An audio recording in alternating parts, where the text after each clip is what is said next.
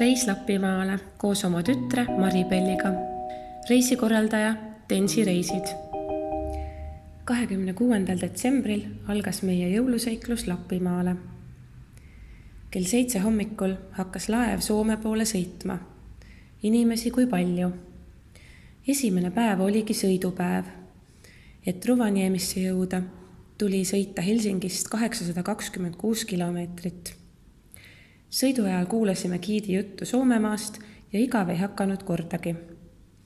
Minu jaoks oli see kvaliteetaeg.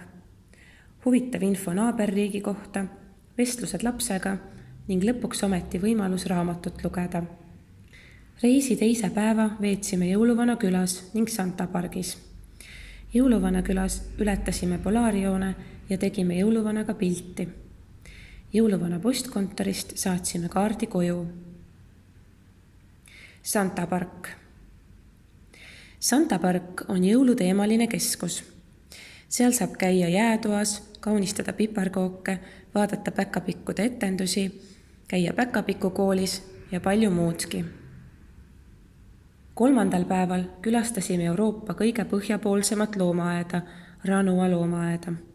Sellel päeval oli tõesti külm, -12 kraadi. Isegi vedas, sest mõnel talvel on siin samal ajal olnud 26 kraadi külma. Siin sõitsime ka husky koertega. Meie saani vedasid 8 koera. 4. päeval sõitsime tagasi. Tagasisõit läks kiiresti. Taas tegime peatuse ka Vaskikellus, kus sai veel kord kuulata kellade kaunist kõla. Enne laevasõitu jalutasime ringi jõulutuledes Helsingi kesklinnas.